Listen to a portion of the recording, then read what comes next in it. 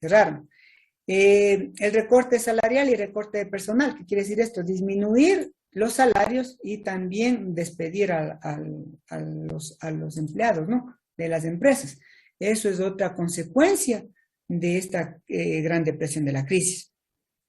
El alto porcentaje de desempleo, lógicamente, si ya van despidiendo y no hay empresas que tengan dinero y que generen empleo, pues va a haber un alto desempleo. La agricultura y la minería fueron los sectores con mayor afectación. La reducción de la producción, lógicamente, si es que no hay, si hay desempleados, no hay dinero en el mercado, en el medio, para que puedan adquirir los productos. Así también, continuando con las consecuencias, tenemos la deflación, que no es más que la reducción de los precios a causa de falta de compradores. Los productos que había, lo que habíamos comentado anteriormente, que había productos en el mercado, en el medio, al momento que inició la Gran Depresión, pero no había compradores. Lógicamente, entonces eso tuvieron que bajar los precios de los productos y vender a pérdida, y vender a pérdida, justamente porque no había compradores, no hay demanda, no hay dinero en el medio. Eso al inicio, ¿no? Luego tenemos la disminución de exportaciones, el paro a nivel mundial, la prolongación de la recesión en otros países, como ya hablábamos, se extendió hasta Europa, comenzando por Alemania, seguidos por Gran Bretaña, etc. El comercio internacional se vio profundamente afectado, al igual que los ingresos personales, fiscales, los precios y los beneficios empresariales. ¿Por qué fiscales también? Porque si es que no hay ventas, lógicamente no hay tributos, ¿no? No hay a quién cobrarles, efectivamente.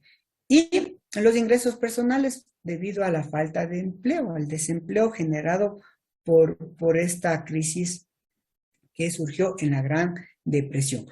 Entonces, eso es, en resumen, ya hemos revisado cómo apareció las crisis financieras en el Ecuador, en otros países, comenzando con un poco de historia en Estados Unidos, y ahora vamos a ver que no es la primera vez que Estados Unidos pasa por algo similar. También más cerca, en el año 2008, efectivamente ahí explotó ya la crisis en Estados Unidos, en el 2018 también, con la burbuja inmobiliaria, que de igual manera se extendió hasta Europa, específicamente en España también, algo similar. Pero esta burbuja inmobiliaria comenzó en el año 2005 en Estados Unidos. Imagínense, vea ya después ya casi de un siglo, en el 2008, porque la primera depresión, la crisis financiera, surgió en la década de 1929 hasta 1939, debido a las especulaciones en el sistema financiero, estos bonos en la bolsa de valores. Ahora vemos que en el 2008, en cambio, aparece esta crisis por la burbuja inmobiliaria, que no es más que los precios del sector inmobiliario. Se desató el otorgamiento de créditos sin mesura, sin medida. O sea, comenzaron a dar los créditos para que compren estas viviendas sin los debidos controles. Ya vamos a revisar. ¿Qué hicieron estas entidades financieras? Pues aplicaron este crédito denominado crédito subprime, en la cual consistía en extender préstamos o créditos hipotecarios a ciudadanos que no cumplían con los requerimientos básicos para acceder al mismo. No podían acceder a una hipoteca ya que ellos existía un alto porcentaje de riesgo de impacto. En otras palabras, comenzaron a dar créditos sin las garantías necesarias, ¿verdad? Sin las garantías necesarias para poder acceder a estos inmuebles. Y aquí tenemos la Asociación Nacional Federal de Hipotecas, Fannie Mae, la Corporación Federal de Hipotecas para Viviendas, el Freddie Mac, que son compañías que cotizaban en la bolsa y que estaban patrocinadas por el Congreso para brindar financiamiento en el mercado para la vivienda. Lógicamente, detrás de todo eso también hay, ya saben que siempre está inmiscuida la política también, ¿no? Y los organismos de control, que deberían controlar para que todo funcione adecuadamente, pero siempre detrás de todo esto también, estos organismos de control, está detrás la política también, y que a veces falla, o a veces los mismos políticos son inversionistas o accionistas de este tipo de empresas o de negocios, ¿no? En los cuales ahí hay algo de por medio. Ahora, las características de los créditos subprime. Los créditos extendidos se otorgaron a personas que no tenían capacidad de pago. En otras palabras, imagínense una persona que a duras penas tenga un trabajo a medio tiempo o viva al día a día, sea un vendedor ambulante, que no tiene ingresos seguros, ¿no? Que un día sí puede irle bien, otro día no. Entonces, no tenía capacidad de pago, o peor, que no tenía ingresos. Los intereses eran elevadísimos, igual en España, igual elevadísimos, más para estar endeudados de por vida, en otras palabras. Los deudores no contaban con ingresos estables y en muchas ocasiones no contaban con fuentes de ingreso, lo que les estaba comentando hace un minuto. Peor es lo más crítico, que no tenían fuentes de ingresos, pero aún así los otorgaban los créditos. Y ya vamos a analizar esta parte. ¿Cómo es esta situación de que les otorgaban créditos a pesar de que no tenían fuentes de ingresos? No respaldaban la veracidad sobre la información del futuro deudor y alto riesgo en la morosidad. ¿Quiénes salían ganando de todo, detrás de todo esto? Pues recuerden, aquí si alguien tiene conocimiento, cómo se otorgan los créditos hipotecarios o de viviendas aquí. Si alguien tiene conocimiento o alguna idea, le escuchamos voluntariamente, no importa que se equivoque. Inge, los créditos hipotecarios que se hacen, usted tiene que hipotecar sus bienes. Hipotecarios, ¿ya? De igual manera, vamos a conversar, enfocarnos un poquito más. ¿Cómo se venden aquí, por ejemplo, si alguien quiere comprar una propiedad en un condominio o un departamento?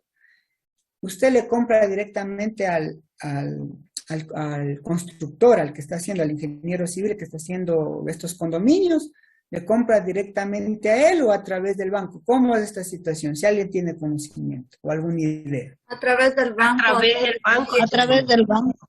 Efectivamente. Entonces, usted allá dice, vea, vamos a comprar un departamento o una casa en el condominio. Usted va y busca y se vea, esta está linda, bonita, unos 60,000, 90,000 dólares, por decir, ¿no? Pero ya tienen ellos hasta listo con qué institución financiera va y hasta con la persona para que ya vaya y haga los trámites. Y es más, no le hacen tanto problema. Usted presenta los documentos mínimos que le piden ahí y accede y se endeuda usted con eso. Y supuestamente ya adquirió usted su vivienda, ¿no? Su departamento o su casa en estos condominios.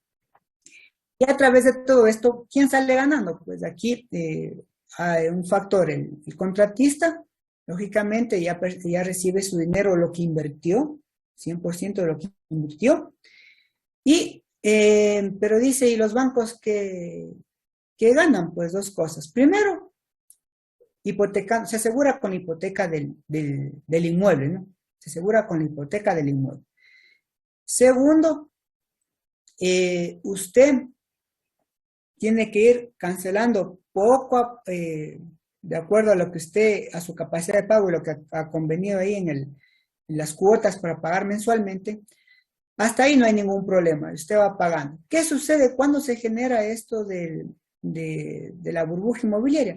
Pues cuando detrás de esta hipoteca existe algo oscuro, ¿no? ¿Cómo qué?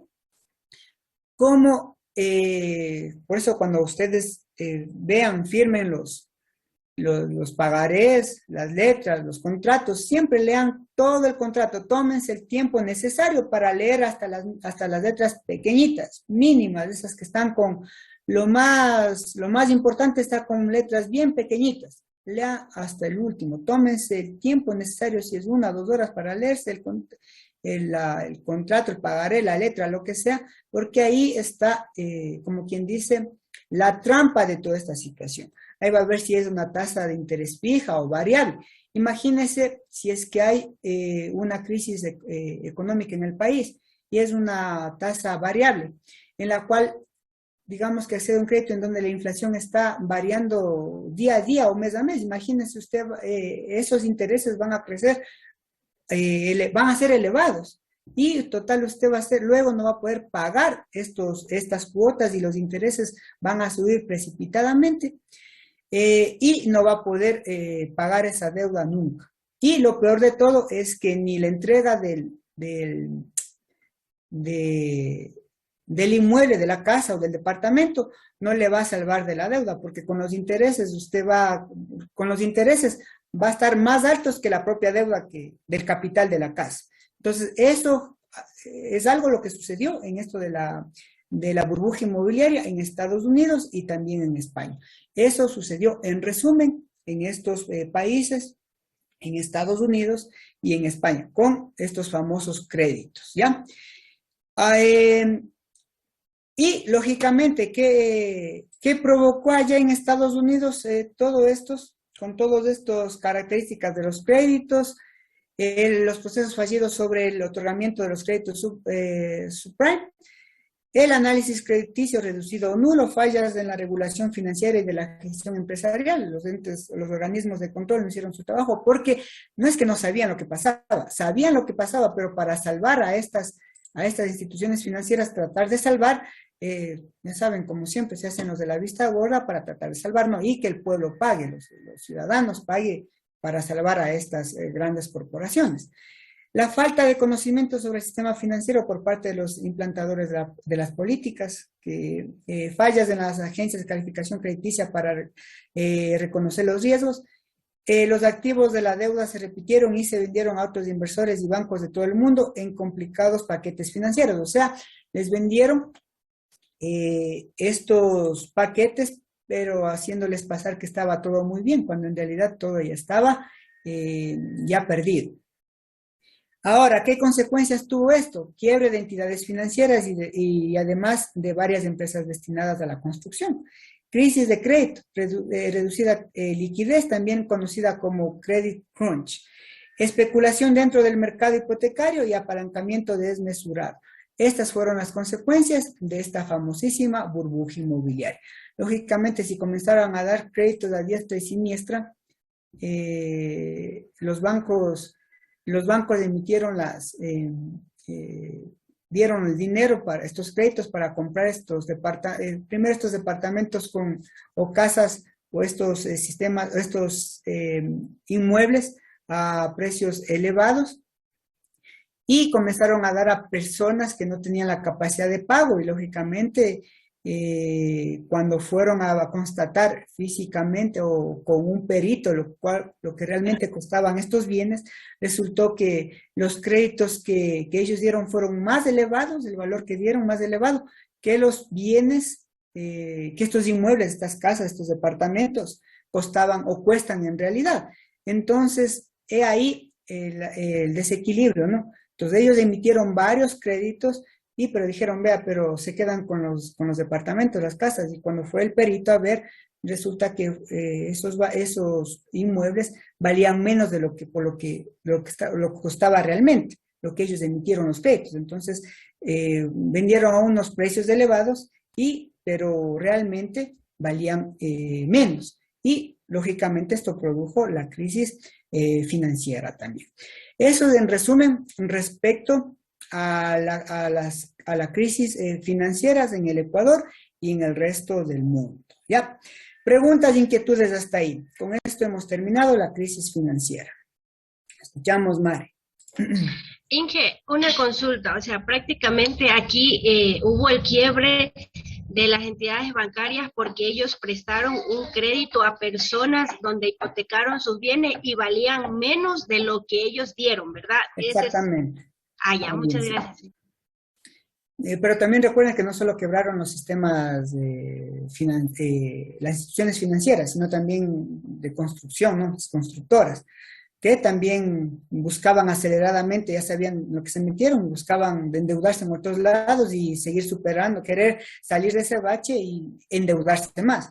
En total, ahí los accionistas también perdieron y cerraron. O sea, esta es la crisis, que es proba